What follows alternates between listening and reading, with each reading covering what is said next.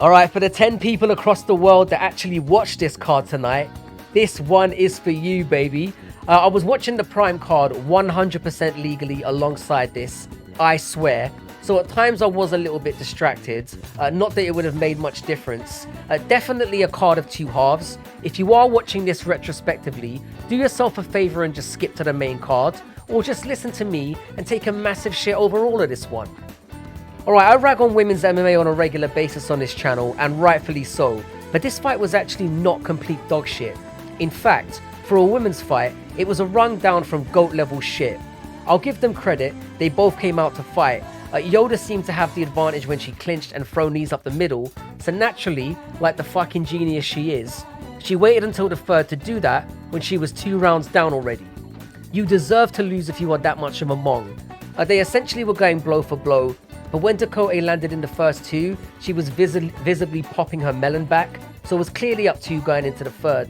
Yoder was accumulating damage and had 2 massive gashes above each eye, making it a clear win. Yoder did edge the third. I was right, and I can't talk about this anymore. Alright, really nice performance from Chris Gutierrez, but I don't know what this was doing so low down on the fucking cards. Not the most exciting fight, and part of me feels like shitting all over this one. So you know what? I'm gonna do it. You know when you play a beat 'em up on an old PlayStation, and you had that one old friend that came over to the crib that essentially spammed the circle and X button and somehow won every fucking fight? That basically sums up this doozy of a fight. Chris Gutierrez battered the absolute fuck out of Alateng's left leg to the point where it looked like he was growing a third leg out of his thigh. Massive welt, it was quite gross to look at, and that pretty much summed up the fight. Again, Alateng is clearly 2 rounds down and wastes a massive part of the third going for a takedown. Bird brain, easy win for Gutierrez. Alright, everyone picked Alekseeva, and I told you, she is horrible. I believe I said in the breakdown that she wings shots like a 4th grader pretending to be a helicopter, an analogy I've used before, and I somehow gave this crackhead looking hoe too much credit. Dixon was clearly more technical in the first, and was landing decent combinations, popping her head back, and looked to be completely cruising. But if you watch any of Dixon's fights, there always comes a moment when she gets hurt, and this one came at the midway point of the first round, where she got a little bit too impressed with her own work and got caught on the button and dropped. Alekseeva then jumped into guard for some reason to give Dixon just enough time to recover. I told you she was tarded. Dixon of course recovered and ended the round on top, arguably snatching the round back, and this is how the final 2 rounds essentially played out. Dixon was technically more proficient in getting on top, and as I said in the build-up, he's really good at isolating hands and landing ground and pounds. A clear win, and Dixon looked fine. Full disclosure, I shot out for a piss and actually missed this one. To be fair, even if I had been here to watch it live, there was a good chance I would have blinked and still missed it. I did watch the replay though, the full fight, all 20 seconds of it. Mckinney essentially dropped this no-name guy with a knee to the face and then pounced on his ass and smashed the fuck out of him on the ground. 20 seconds, and it could have really ended after 5. Somehow, despite this, it still managed to be a very crap and it wasn't that exciting, despite the quick win. It just looked like this randomer should have never been in there. Mckinney loses his next fight when they give him someone decent after a win streak. It always happens, mark my words. Alright, this was 15 minutes of scissoring, plain and simple, and this one had the unfortunate timing of taking place just as Dylan and Logan were having their so-called boxing match, if you can even call it that. Lisboa spent more time on top than Oliveira and landed slightly more strikes, kind of. It was another garbage, horrible fight, but it was another correct pick. I called Lisboa by decision, and yeah, it was pretty clear. It was just a nothing fight. I wish I had more for you, but in watching this alongside Dylan do fucking nothing for 25 minutes, it's a miracle I didn't slip into a fucking coma. I will take another W though. Everyone picked TJ Brown, and what did I tell you, man? This bum cannot be trusted. Elkins is not the most spectacular fighter on earth, but he's so experienced and hard to get out of there. This was essentially a masterclass in relentless offensive grappling, and TJ was brain dead enough to get drawn into it. Now, despite the genius of my pick here, and calling it right against everyone, I did officially say this would go over 2.5, and after rolling around for essentially 12.5 minutes, with 7 seconds left before it creeped over that magical mark, TJ Brown got locked in a rear naked choke and tapped like an absolute bitch. So technically, I have to cop a loss on this one. Ugh. Anyway, TJ Brown then retired at 30 years old, and rightfully so. If you get dominated by a near 40-year-old Elkins, it's just embarrassing and you need to leave the sport. Alright, and finally the card started for me. Thank you, baby Jesus. I was so close to kicking over my monitor and just walking away from MMA forever. This was a technically very excellent fight, and a demonstration of where that new breed of young guys being raised and trained in MMA on the whole and not a singular discipline base was on full display here. Now the winner in this one was fine for me, but honestly the scoring again was an absolute joke. The second and third round were very close, and I did edge Rodriguez in both for landing with more FUD in the third and having more control time in the second as they both rolled around on the ground. How the actual fuck do you give Rodriguez that first round though? Someone explain this to me. He got outstruck 2-1 and got his eyebrow splattered across his face. What are we even doing here anymore? This happens every goddamn card and it's pissing me off. Now was this a robbery? No.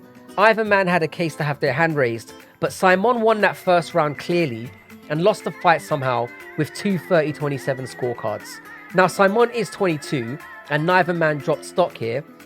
I also need to say, Saamon's ability to wiggle and escape out of triangle locks is insane. I don't think the man has organs. His x-rays need to be studied. Rodriguez was honest in saying he wasn't sure if he'd won, and honestly that sums this one up. If you really love MMA and aren't a pussy casual, give this fight a whirl. Now, I do make a habit of making sure that I don't look at anyone's opinions until after I've done my research and posted my videos, and to my surprise, almost every other analyst picked Petrovski. Not this guy though. It must be his lack of crisp takedowns, his fucking horrendous cardio, and the way he telegraphs slow winging shots like he's fighting in a natural ocean that made him so appealing to pick for everyone. Long story short though, Periera doesn't fuck around anymore and caught Petrovski with the first meaningful straight missile right down the pipe. So now we can add glass jaw to that list of fantastic attributes I mentioned earlier. On the flip side, Periera might be a serious problem at this weight class, which again I predicted. He has really good takedown offense, not that he really needs it at middleweight, outside of Whitaker and Dricus in this wanky division, and his striking power and speed is sensational. Again, everyone picked Yanez, everyone, not me, motherfuckers. Now I'll admit it, I did not call it to finish the way it did, nobody did, but the way it got to that point I definitely did. They call Yanez the mini Masvidal, and it's apt, as he is equally one-dimensional. Potentially devastating striker, but if you take his leg away and keep a high guard, he's fucked. Martinez essentially kicked the fuck out of Yanez's lead leg, and he proved how one-dimensional he is by not only not changing strategy, but refused to even change stance to take the heat off his leg. Martinez just continued to smash away at it, crumbling Yanez to the mat 4 or 5 times. Fair play to Yanez for trying to stay in there as long as he could, but this was clearly going one way after Martinez landed just the second kick of the fight. He's the only fighter in the UFC history to have 2 leg kick KOs on his record, along with Barbosa, who we're going to talk about in a minute. He ended up calling out Marotte, which is ambitious, but he's not getting that, and he knows it. If you weren't aware of Yanez's ceiling now, you are.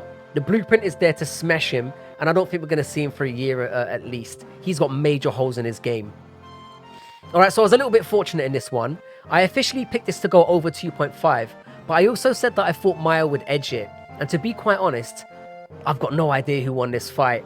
Arauju landed the harder strikes in round 1, but Maia landed more. Second round, Vivian had control time for the majority of the second, so she won that. Third round, Maia had more control time, but finished on bottom, threatening subs, but she was getting slapped up a little from top position.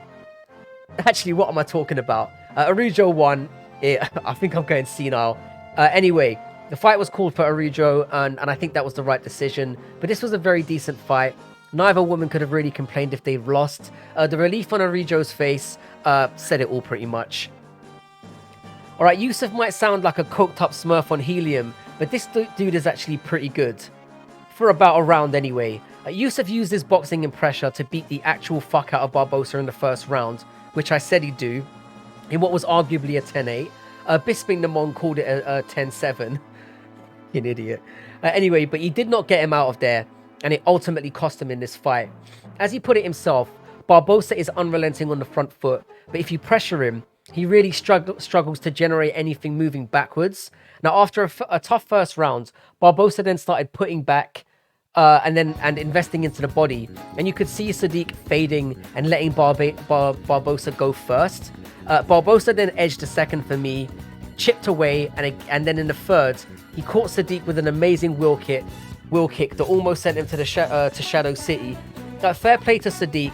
His corner told him he's Superman in the corner, clearly earning their paycheck, and he did seem a little bit more with it in the fourth.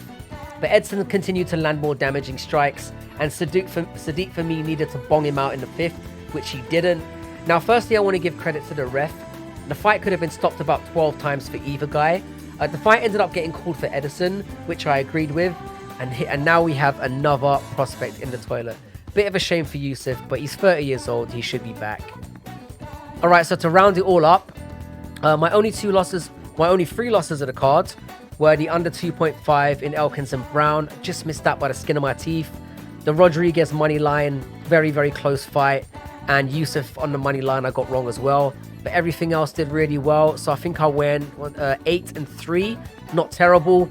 Brings the overall record to 267-122. Kept 69%. I dare any of you to find anyone anywhere close to that.